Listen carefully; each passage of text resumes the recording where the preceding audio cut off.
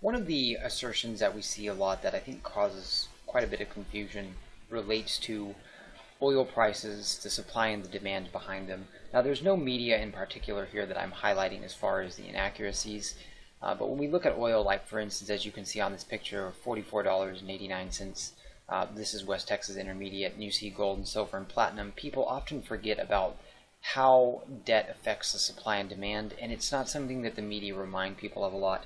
There have been a lot of assertions about the bust currently in the oil industry and all the people that are getting laid off. Well, the problem was there wasn't a lot of context when there was a boom, and how much of that was actually a boom versus how much of that wasn't really a boom at all. I suspect that in the long run, either gold is going to go down in price, oil will go up in price, or a combination of both of those, just because if you look at the gold to oil ratio, and I can't possibly prove this, but I suspect that probably in a year or two from now, oil is going to look a lot higher. Gold will either look a lot lower, or both of them will be much higher, just because the ratios right now are off. So let's look at let's explain what's going on behind the scenes, and I'm going to compare build to a family.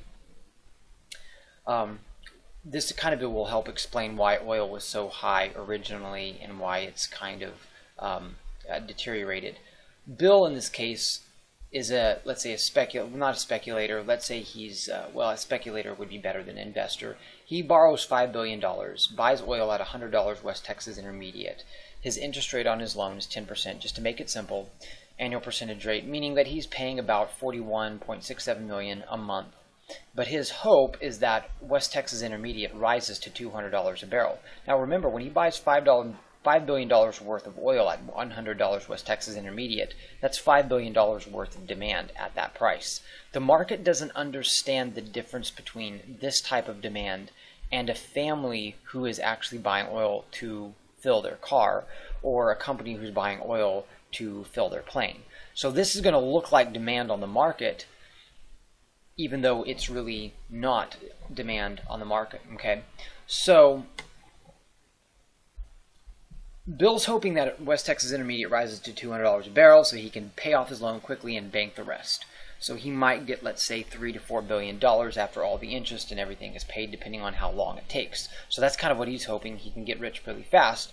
Meanwhile, if, let's say, the price of oil stays the same, the family is struggling to save more because gasoline has risen to $3.50 a gallon at 100 West Texas Intermediate. Now, this is not necessarily the price at 100 West Texas Intermediate, but let's say it is. That means if it would go to 200, let's say it stays the same ratio, it would be $7 a gallon. The family would probably have to draw back on their savings. But what happens if oil prices drop 20%? West Texas Intermediate, originally at 100, will now be at 80. That means Bill's $5 billion principal is now only worth $4 billion, yet his loan balance and payments don't change. So if Bill continues to hold that position, he's taking a risk, because his hope is it goes back to 100, but right now he's taking, if he sold, he would take a loss. Now the family in this case is now paying $2.80 a gallon, because of course that's 3.5 times 0.2. So it's gone to it's gone to 80 West Texas Intermediate. They're only paying $2.80 a gallon, so they're saving money and they may bank more of that money. Well, some of the Bills of the world will liquidate here. They're taking a loss, they'll go ahead and liquidate. But what does liquidating do from a supply and demand perspective? Well, if I liquidate my holdings, remember that here I demanded $5 billion worth of oil at $100 West Texas Intermediate. If I liquidate, even though it's at 80 West Texas Intermediate, I've still liquidated that $4 billion worth of oil. I've created more supply. I haven't created more supply, I've released more supply. I'm sorry, I said that wrong. So essentially what's happened is when you hear about oversupply, well, that's because a lot of the demand was hoping that the price of oil would rise. It wasn't actual demand of people filling up their cars. That's where the confusion starts to come in. It's the same thing as these articles in the media talking about all these layoffs in the energy industry, but they weren't saying earlier, let's say a couple of years ago, well, but a lot of the jobs in the energy industry are caused by speculators, creating demand by betting that the price of oil is going to go up. They were saying that you as an engineer might decide not to go into the oil industry. By the way, I was offered a job in the oil industry and I decided against it. There were several reasons. That was in the back of my mind. I didn't know how sustainable oil was at those higher prices. And I didn't know if I wanted to jump into the energy industry. But what happens if the bills of the world must liquidate their positions? I mean, do you think that the bills of the world are going to hold their positions if it were to go to 60 West Texas Intermediate? Now they're at $3 billion. And remember, they bought it at $5 billion. They've lost a huge amount of money, but their loan is fixed. It still stays the same. What happens if the bills of the world think that they can borrow even more money, expecting oil prices to rise, but forgetting that other bills will liquidate? Now you compound the problem, right? They borrow even more, hoping that it goes back up, but it doesn't, and it goes down further.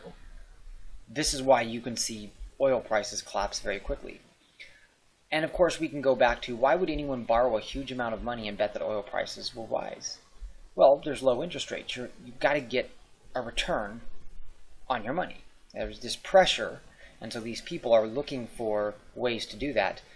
Basically, the central bank is trying to defeat this inflation, but in trying to defeat inflation, they're making it more expensive for the families of the world, because you have these individuals who, and they're engaging in rational behavior. They're trying to generate a return, and they think that this is going to be a safe return to generate. In the same way, people are they're going to hate me for saying this in the comments. I already know what's going to happen, but there's a lot of debt in gold and silver right now, probably platinum too, right? A lot of this is people holding on to leveraged positions, betting that gold will go up in value. You can get as mad as you want at me, but that's the reality of the situation.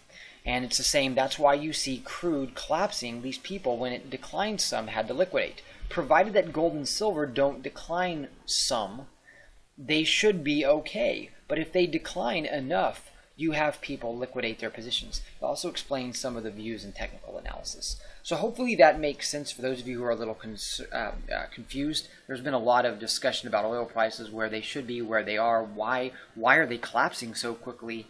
And I think it's because a lot of people, they do forget, and it makes sense why, but a lot of people forget the effects of debt in our system and how that affects all of us and what that does to the supply and demand.